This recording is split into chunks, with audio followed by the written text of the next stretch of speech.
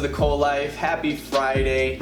We recently asked you guys if you could ask us any question whatsoever, open book, what question would you ask? And y'all, let me tell y'all want to know us, okay? Good some questions. Interesting questions, all right? That was interesting. Fun. This is going to be fun. We're just going to read through them and pick out some fun ones, pick out some deep ones, and let's see where the wind may take us. So don't forget to like any of this video. Like, comment, subscribe. Don't forget. Yes. And hit us up on Instagram as well. Yeah. Let's just address the elephant in the room. Are we going to have kids? Oh my gosh. So many questions about kids.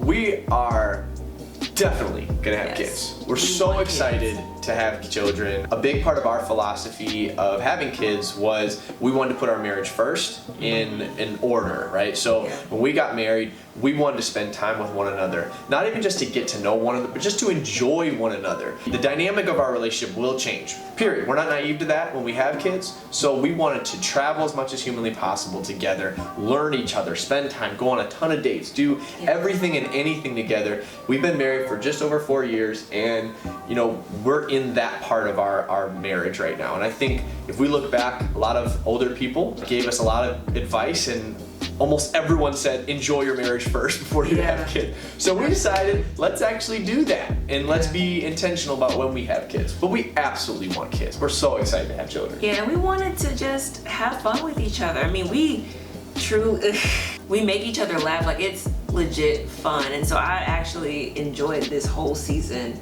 of just like being with you and just having a good time. Like, this has been great. But yes, we are on this journey of, you know, like now we're building our home. It's something that we're thinking about. So we're thinking about. Yes. I can't wait to be a father. Yeah. It's matching outfits. It's happening. So this one person said, appreciated your videos on race. Is racism only directed at Alexis? Have you been, I think you, meaning Brian, is been in the situation where the racism came from black people? Yeah. There's been a lot of discrimination on my side. There's been stories of, you know, us going on dates. I'll give one quick story and then we don't have to spend too much time on it. But we actually went on a nice date downtown Detroit, and I took her out to a steakhouse. We got really dressed nicely, and we were actually just dating at that point. We weren't even married. And we walked down a street towards a steakhouse, and 3 African American guys surrounded me. They were probably in their early to mid 20s, and they surrounded us. They started talking, calling all types of names, making threats to fight me. They were making threats to me. They were questioning why she's with me, and you know, all types of stuff like that. So we had to handle that situation and be cautious of our safety, and you know, the whole deal. So it's something you really got to think about, because you know, you want to pop off and you want to say something, and then you were about to, and I was just one of those times where I'm like, we're in a bad neighborhood, and it's like you don't know what they have on you. We just need to keep it moving. So the answer is yes. That's one of many stories. There are a lot of things that I've gone through personally with discrimination on my side, but I'll answer this one quickly. There was a lot of questions on celibacy and abstinence and us being pure before marriage and things like that. We absolutely 100% believe in abstinence before marriage, celibacy before marriage. There are so many positive reasons why, not just the fact that the Bible tells you to. So that is actually a topic that we probably want to make an entire video about. Yeah. And we don't want to go too in depth here because we actually want to save that one for a future video. So shout out to all the people who asked that question. We're definitely going to hit that one. Yeah. Did you guys live separate before marriage? Yes. Heck yeah. I actually had an apartment.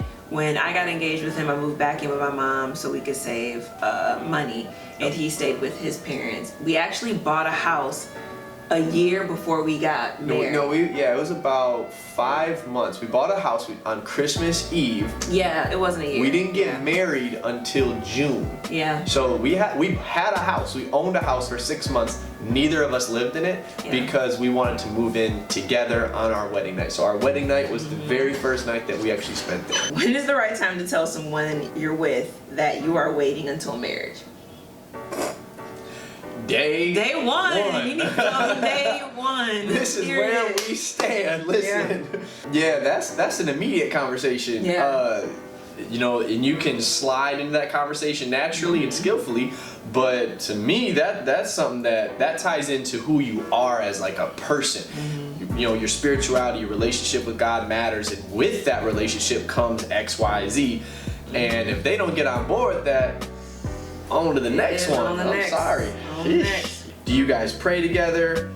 Absolutely. We sometimes need to get better at a little more consistent cadence with our prayers together. But I think part of the reason we don't pray together is because our schedules, like I like to pray in the morning. Sometimes Brian prays in the morning, sometimes Brian prays at night. And then also, Brian doesn't like to pray with me sometimes because I'm loud.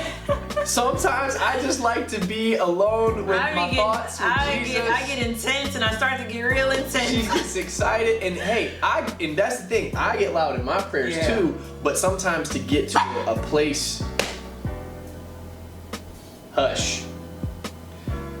Sometimes to get to a place in my prayers and in a place that I want to be to really hear from God, I like silence to get there, and then, you know, it develops. So we definitely pray together. We love praying together. Do you guys get bored or tired of each other? Bored and tired? I think our lives are our lives are too.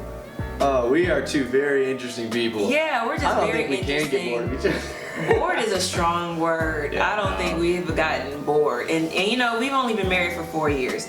But bored is a strong word. I don't think. We are too goofy, silly, all over the place. We have too much fun. We're too interesting to each other. And we are best friends. Like, that's the thing. We love spending time with each other. So it's hard to get bored with one another. Now, have there been moments of irritation, annoyance, and frustration? Absolutely. Yeah, I think there was one question that asked, like, are you guys always happy? Are you always happy? What? Show me a marriage where they're always happy, because they're creeps. They're weird. No. They're always happy. They're never irritated. Another question. I'm left-handed and always want to know if someone else is left-handed. So are either one of you guys left-handed? It is difficult to get some elbow room at dinner time sometimes. That's why we have to sit and coordinate the seating so that you're on my left side and I'm on your right side. That is true. Have you both always been a Christian? If not, at what age? Yes, we both grew up in the Christian faith from our parents. Yeah, I think we've had times where we've questioned, at least for me, we've questioned our faith. So we could talk about that. But yes, overall, we have been Christian most of our lives. Yep. And I think the beautiful thing is that there have been times where our faith has been questioned and we have came back to Christ. So yeah. As an interracial couple, do you live in a mixed neighborhood, go to a mixed church, and will your children attend a school where there is a good mixture of other races? So, do we live in a mixed neighborhood?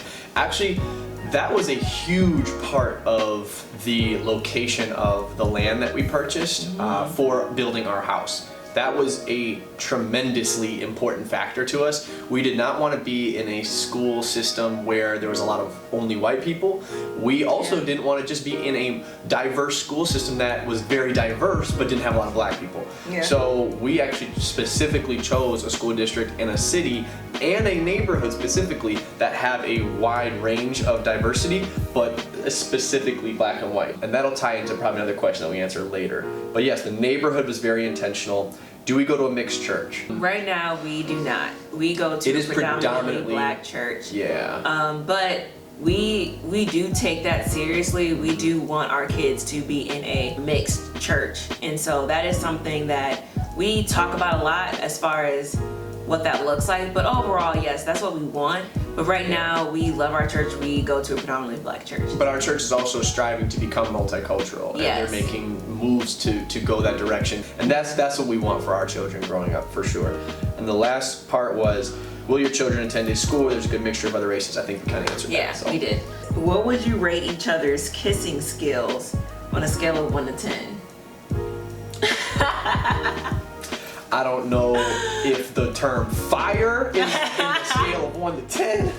But I think it'll be better because here's the thing: it's better to talk about the first kiss, first couple kisses. Because right now we've been married for 4 years. If y'all don't know how to kiss yet, We got this down pat now. Like if y'all haven't talked or communicated, then something in the milk ain't clean. Something's not right. So haven't we figured it out I haven't by y'all now? figured it out. So right now, yeah, we perfected. We're great. But I would say, what was our first kiss like? I would say I was like a 6, you know, coming into our like first couple kisses. What would you say you were? A 10. Ah, What do you think? Be honest. I'll say a 9. You were up there. You a hater. But we quickly became 12s. I mean, Yeah. we. Yeah. You silly. There was a lot of questions on what to do if you're single, advice that you'd give for single people, whether they're older, younger, etc. I think that, you know, a lot of that came from women, so I think you should answer that one. Okay. I dated when I was, 18, 19 years old. I don't always feel comfortable talking to people that are single now or single when they're older than me and they're still waiting, you know, for that person, waiting for that relationship to come, because those are different seasons. You know, I was a lot younger, but I do have to say I have friends that are really striving in their single season, and they are around people that are bringing positivity into their life. They're not being around people that they can't talk to about it. And when I mean can't talk to, that means that they're able to talk to people that understand and that can be a support and pray with them and be with them in a positive light and giving them a Christian perspective, not around people that's like, oh, you need to go to the club, you need to do this, you need to just put yourself around this. And they're very much just around positive people, positive Christian people. And I think that's the biggest thing, is just to be around other women that are doing it well, doing their single season well. How many siblings do we have? We are both the middle children of 2 brothers. Both of us have an older brother. Both of us have a younger brother. And both of our older brothers are around the same age. Their birthdays are so close. Their birthdays 3 days. are April 6th and April 9th. And then our birthdays, his July 19th, my birthday is July 28th. So It's crazy. yeah, It's crazy. connected. What do you love about each other? And another question was, when are you gonna have kids? You asked Sunshine, you asked same question. We answered the kids part. But what do you love about each other? I love that you are probably one of the most, if not the most sacrificial person I know. You, with me, and the beautiful thing is it's not just me, because I know women who are down for their man, and they'll sacrifice for their man, but when it comes to anyone else, they're like, you know, that's not mine, and that's somebody else's deal. So you are the most sacrificial person for anyone and everyone. Like, you love so hard. You love me so hard. You are willing to do anything to boost me up, to encourage me, to bring me up when I'm down, to push me further when I am already up. But you do all of those things for other people. Like, that's what's so amazing. All your friendships, you're a fire friend. Like, you are the best type of friend that any of these girls could ask for. For your brothers, you're willing to do anything and everything. For your family, your extended family, church family, like, it doesn't matter. People you don't know, strangers, like, your compassion is incredible. And I love that about you. So attractive. Brian's name means strong. And when I tell you, that is the pure definition of him when it comes to him pushing for our family, pushing for us. Like, Brian will work until he can't work anymore, and then he'll still work some more. Like, that is how he is. And it's not just work as far as business and job, it's work when it comes to us emotionally, mentally. He works hard at everything he does, and it's inspiring. It's truly inspiring of how much you push and work hard, and it's not just something that you just do for a moment and then you're done and you take a long rest. No, you're always that person that you're persistent, you're consistent. I don't ever have to worry about us. I don't ever have to worry about what will happen in our future, because I know that you have grit. I mean, I have some grit, but you have real grit. That was cute. I like that question. I can't find it, but there was a question asking us, sorry if I butchered the question, but I think I got the gist of what you were asking. Asking us, how are we going to raise our children to identify themselves?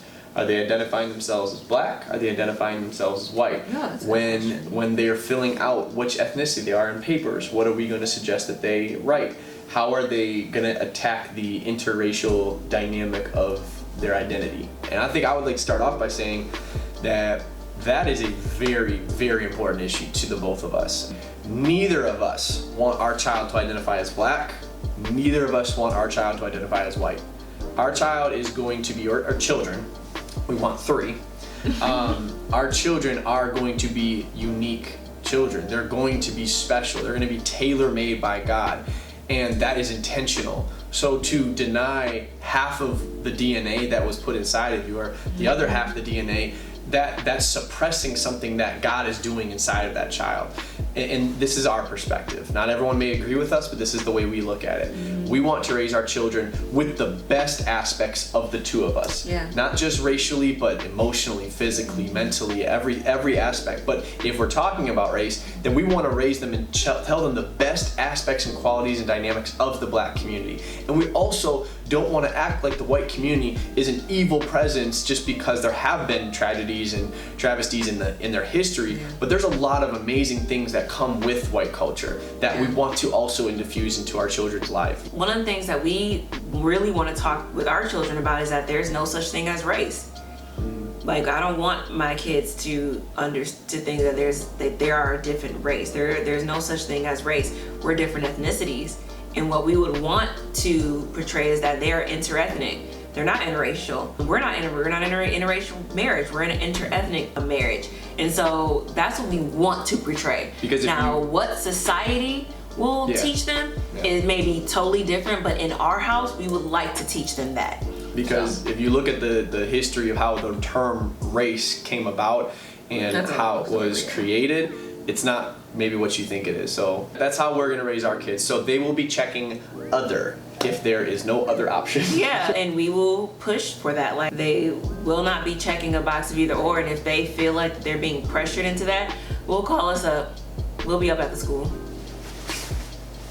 Last question. Do you think we've answered a lot of questions? I think we answered a good amount, I feel like. This is from Danielle. What is you guys' favorite scripture? Cool. So my favorite scripture is Jeremiah 29:11. It's my license plate. It's all over the place. I have it everywhere. Love it. Such a great scripture. It says, "For I know the thoughts that I think towards you, saith the Lord, thoughts of peace and not of evil, to give you an expected end."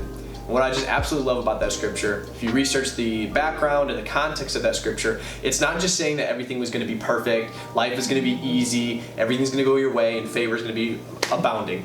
It's really talking about that through the difficulties, through the challenges, through the journey, through the middle of your plan and purpose, that through it all, God is very intentional and very aware of what's happening in your life. He's watching out for you, and He is working everything together for the good, as another scripture talks about, and saying that all of His plans that He's designed for your life are intentional to give you an expected end. There is an expected end. There is a reason why everything is happening. There is a finish line that God is pushing us towards, and using the evil and using the difficulties in our life to push us towards that expected end. So it gives me comfort, it gives me hope that my purpose will be fulfilled, that throughout every challenging trial in my life, that God is aware, He's intentional, He's right beside me, He's watching, and He's using it all for my good. So this is 2 Corinthians 4, and I would say 7 through 10 maybe. "We now have this light shining in our hearts, but if we ourselves are like fragile clay jars containing this great treasure, this makes it clear that our great power is from God, not from ourselves. We are pressed on every side by troubles, but we are not crushed. We are perplexed, but not driven to despair. We are hunted down, but never abandoned by God. We get knocked down, but we are not destroyed. Through suffering, our bodies continue to share in the death of Jesus, so that the life of Jesus may also be seen in our bodies."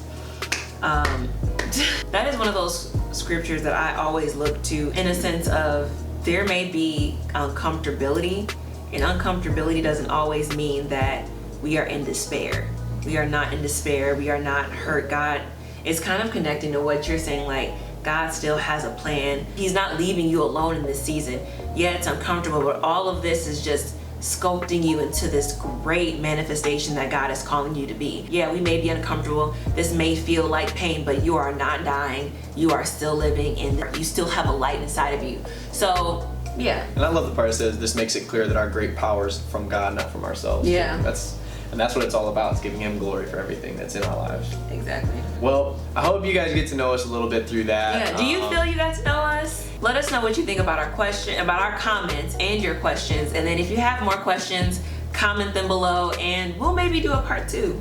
So, all right, love you guys. See ya. And don't forget to like, comment, subscribe.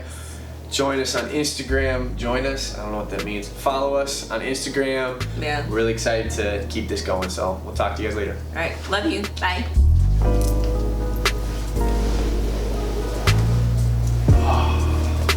Babe, did you not press record? What?